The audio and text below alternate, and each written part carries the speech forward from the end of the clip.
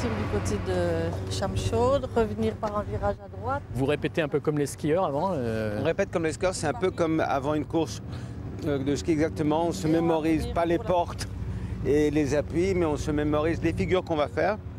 Et en tant qu'ailier, c'est très facile parce que je laisse à Marianne le choix de où placer les figures. Moi, j'ai qu'à suivre.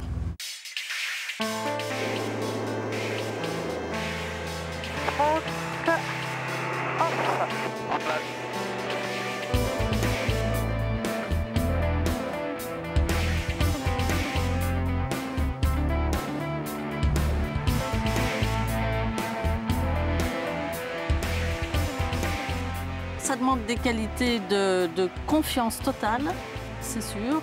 Et puis, il faut que la motivation soit chez chacun des deux et qu'elle existe chez les deux en même temps pour un projet commun. Avoir commencé cette patrouille, il y a quelque chose de techniquement extrêmement demandant. C'est comme presque si j'étais repartie à zéro avec un gros acquis dans un domaine, mais où il faut quand même tout recommencer, tout apprendre différemment. Marianne, la tête à l'envers, femme pirouette, fille dans les étoiles.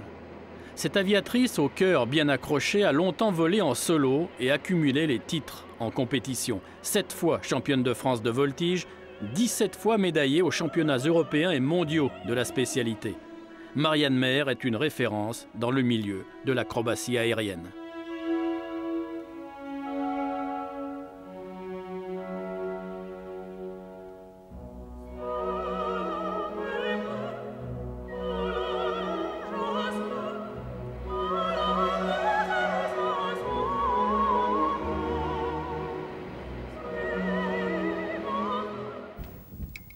Top chrono. La voltigeuse d'Annecy a même réussi à tenter une traversée de la Manche sur le dos pour rendre hommage à Louis Blériot. C'était le 25 juillet 1985. C'est bon. 11 minutes sur le dos. Ça n'a pas été trop difficile? Oh, j'ai plus beaucoup de sang dans les doigts de pied, mais je pense que ça va revenir. Aujourd'hui, Marianne a choisi de s'orienter vers la patrouille avec son mari, Adam Shaw. Lui, c'est un bourlingueur. Il a été journaliste à Abidjan, puis au Washington Post. Il a piloté de nombreux types d'avions, des hélicoptères, et il a réalisé une traversée de l'Atlantique en hydravion. Ce qui est très très beau dans l'aviation, c'est qu'il y a des limites, des vraies limites. Il n'y a pas de la critique, c'est le sol, c'est la météo, c'est la collision, surtout en patrouille. Alors que dans le monde du journalisme et de la littérature, c'est flou. C'est les on-dit, c'est subjectif.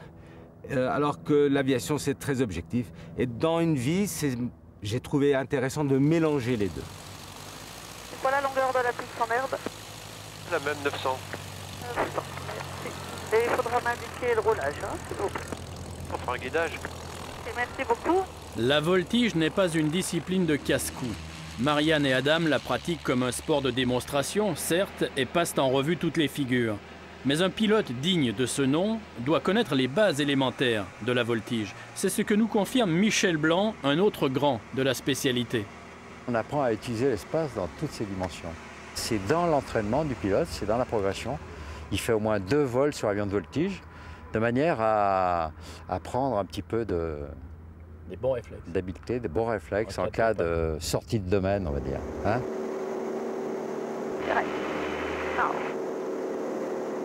C'est vrai que ça a l'air très simple, mais comme tout ce qu'on fait quand ça commence à être maîtrisé, ça a l'air de plus en plus simple. Je dois dire qu'au début, un vol pour moi, c'était, je dirais, 95% de stress et 5% d'une amorce de plaisir. Maintenant, c'est énormément de plaisir avec toujours, on ne peut plus appeler ça du stress, mais de la vigilance totale. Smoke off, virage à droite, now.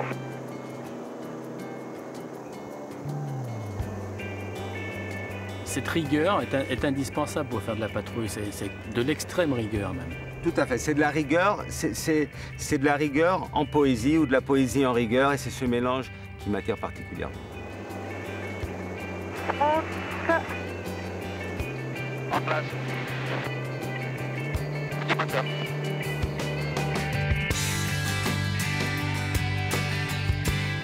Qu'est-ce qui pousse à continuer cette pratique qui doit être quand même assez exigeante?